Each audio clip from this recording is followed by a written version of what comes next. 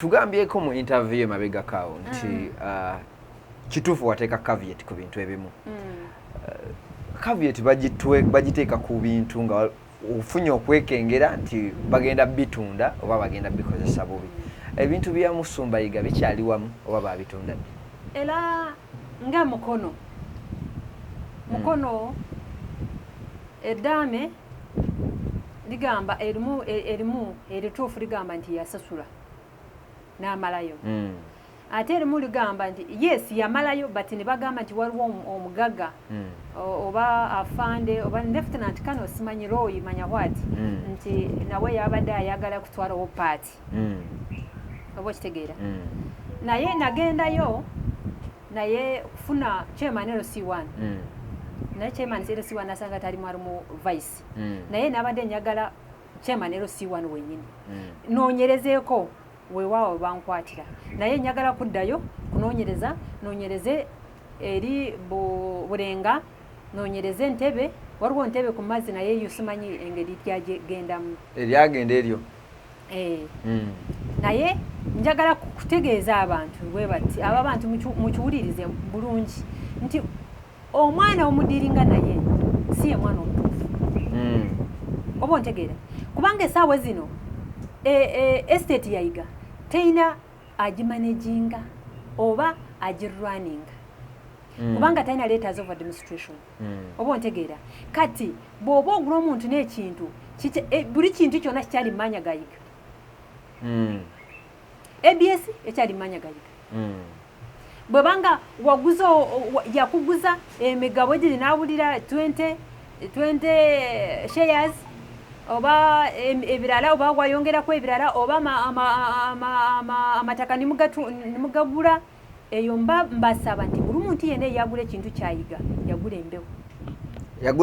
yagula mpewo ekyo nkyogera nkiddamu era essaawa yonna nkimanyi nti Bibuli egamba nti amazima galufuulawo eddembe oba okitegeera oyogera amazima gakufuula eki ow'eddembe. Nze mmanyi nti nyimirira ku mazima wadde gye ngwagezako kumbonyaabonya naye nkyali mulamu ate nkyayogera era mbasuubiza nti abali ku mabega wange oba bagamba nti waliwo omanye abaganda mmwe mwina olugero nti 10 terikyawo omu kati mmanyi nti waliwo abali mabega wange naye awo naakoma wegenda okutandikira.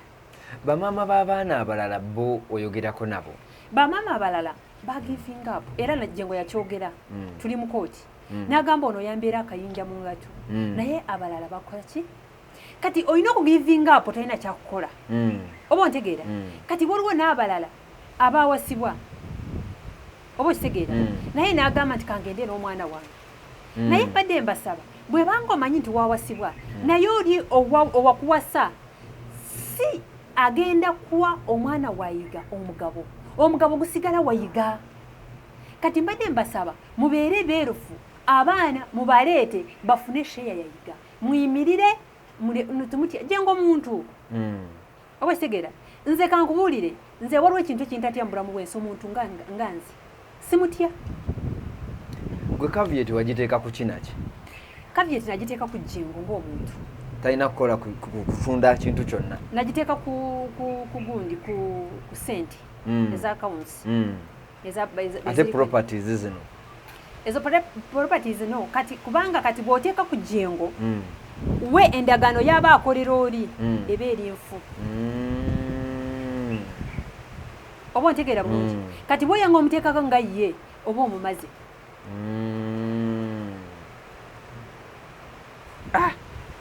bannange wamumega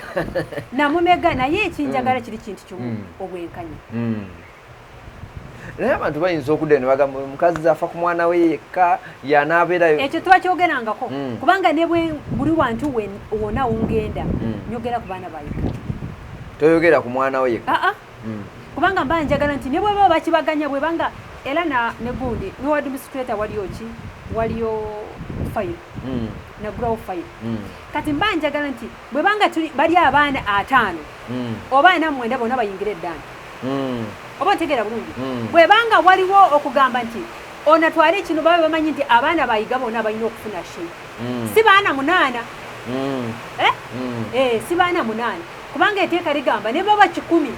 bali musayi gwayiga balina okufuna she ne bwatwalako 10,000 Oddaawo n'olowoozaako singa pasita Yiga yaliwo yandikoze ekimu mbeera eno. Pasita Yiga twakwatana 2009 n'essaawa zino twaliwo obunayejusa nabadde muwa ssente zange n'azimba ate mu Kihama ne tukola ebintu byaffe mu Kihama nze n'okwevugawo n'ayevugawo nina driving permit eryawo naye ku ssente zange bwakugamba nti nkuteeramu kankuteeremu miliyoni nga 10 kati olaba kuva ebbanga eryo nerinaweererawo ssente 2019 up to now oba okitegeera ssente ezo mpitirivu ate tuwaliwo bizinesi esobola kuvaamu miliyoni 10 n'esigala oyimirira kisoboka tesobola natunda amaka gange gali awo kati saawa zino naye ntaasa ABS saawa zino obeera wa wange nze Mukama yanteekako ekisa okitegeera wadde bino bimpuuba bino binteekako naye Mukama yanteekako ekisa. Okola mulimu ky'okubeezaawo famire yo? Nze siina mulimu oguli awo ogw'amaanyi naye nteteekanya ntunda engoye nifuna akasente kalabira ddanera nange. Kati bubaka ki obusembayo mu bigambo bwo bw'oyinza okugamba Pastor Jengo saawa zino? Jengo akimanyi nti nze munyooma lwaki alinga omwana alinga matovu kubanga emyaka gy'alina nze Jengo simubuleminga nnyo ku lw'ensonga abamuwa amagezi be bafu kati kankubulire kino omanyi omujja n'amujja osobola okuwabula omuntu ekyamagezi n'akolera omwana batono era tebalabika ku 10 osangamu ng'abasatu kusanga mujjawo n'agamba nti kwata omwana wa Aneta omukono muleke oyo kati bona abafulumye simanyi owagenda kulya naye ate tomanyi nti ono omwana w'ofulumiza alina okufuna feva oba ekitegeera oluvannyuma yakuyamba okusinga bano. So kati Jengo alina bajjabo baali nabo waliwo abamuteekamu omutima nga bajjabo anyway kati sina mujja wange kubanga teyazaala na Yiga kati bweba tukikola wetu tuba tugamba nti alinga maraayi kubanga tiyamuwasa tiyazaala mwana kati yali mu bintu bya Yiga kati ekyo kibala otya? Yani oyo ngenda kumukubuulira mwogere mu kamera ngenda kumukubuulira lwaki tomugamba abantu? Ngenda kumugamba oluvannyuma nawe bw'akiwulira kati alina okwebeereramu n'agamba ono omukazi antegeera yali mu bintu bya Yiga yawabisa Jengo omwana okitegeera ate omuntu bw'aba ali muto n'ebirowoozo biba biki. Wali ofunyeeko akadde ne mu interactingako ne Jengo before nga tannaba kufuuka kyali kati Jengo anjooga kyekizibu kye tamanyi nti ndi maama we era waliwo n'olyangamba nti maama wange mumanyi si ggwe oba ontegeera nange nimuddamu nimugamba anyita maama waali danera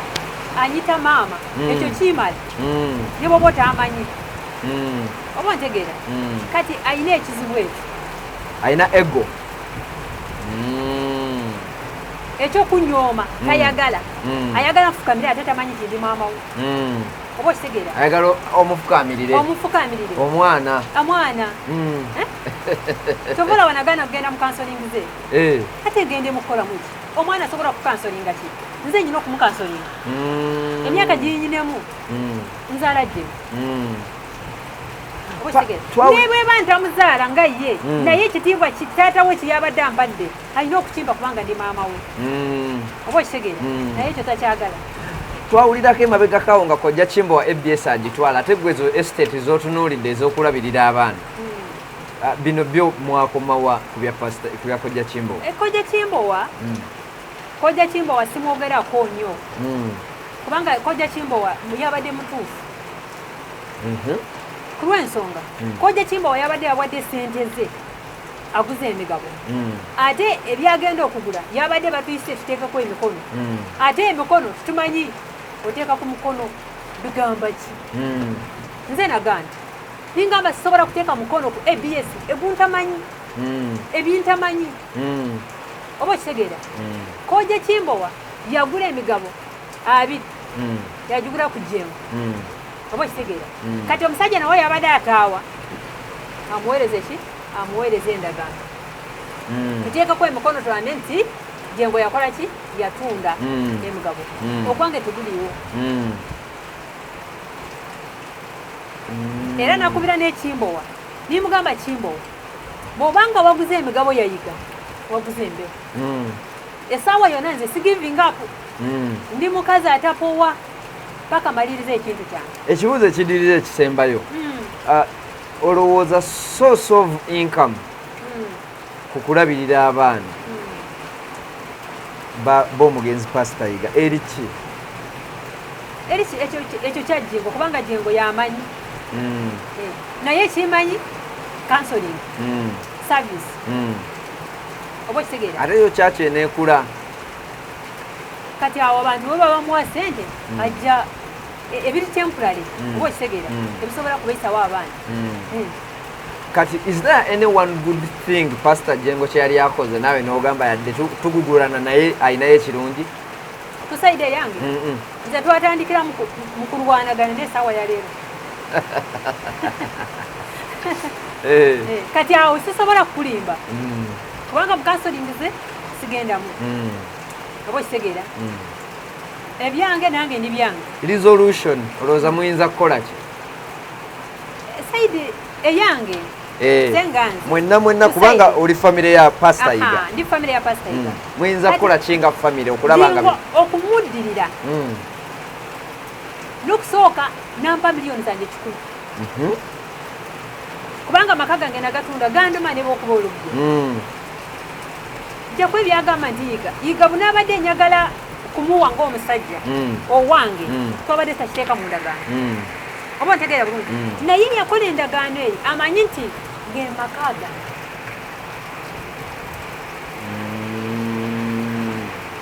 oba okitegeera naawe kati Jengo bw'ayimirira n'agamba nti Anet siina lutalo na Jengo tugenda wamu nimuleka